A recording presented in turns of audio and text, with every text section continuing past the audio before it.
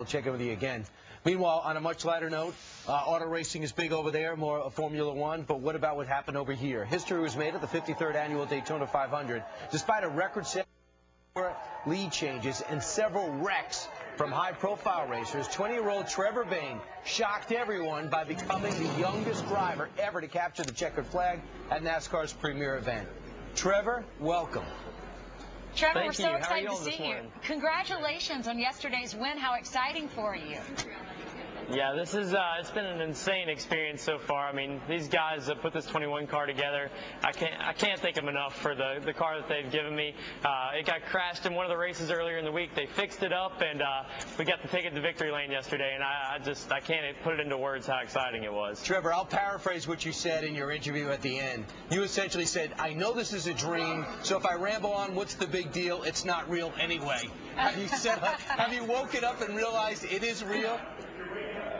You know, I left this ring on all night last night. That way if I woke up and freaked out and thought it was a dream, I could just look down and be like, all right, it was real. So, you know, I'm sure these guys over here, my whole team, I'm sure they did the same thing because it really is surreal. It just doesn't feel like it was real life. I mean, as I was crossing the finish line, I felt numb. And all night last night, we were all sitting there and everybody was kind of quiet. We were just all numb about it.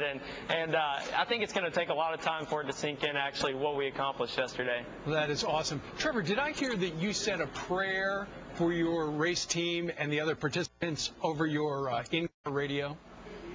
Yeah, that's something that, you know, I always like to do before every race, and, you know, we just did it over the radio this time, but, you know, these guys are all, you know, we're all so blessed, and God's put us together for this reason. I mean, He knew this before we were ever created, that we'd be sitting here today, and that's, to me, that's just insane, and that just to see His plan working out is really, really cool. That's nice. Now, I understand your owners, the Wood brothers, they haven't won since 1976, am I correct?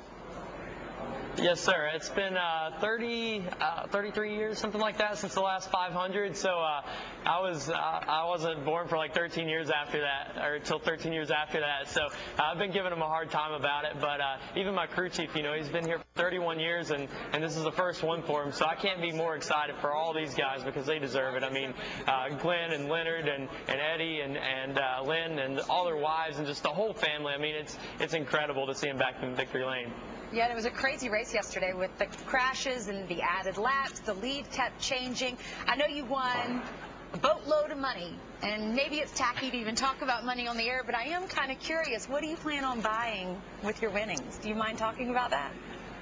I might have to. The first thing I'm going to have to buy is probably some clothes for this media tour this week. Right. I wasn't prepared for this. You know, I expected to drive back last night when we got done with the race, and now a whirlwind has been created. So I'll have to go get some clothes. But no, I really don't have any plans with it. I've got a lot of friends that are in the mission field, you know, with back-to-back ministries and a lot of other things. MRO, that's our racing kind of chapel deal. So I'm sure a lot of it will go toward that. And then also, you know, I know the team is really excited about it because that'll hopefully carry us to a couple more races that we weren't planning on running. So, you know, it's really cool that NASCAR has a purse like that, and that we were able to win it.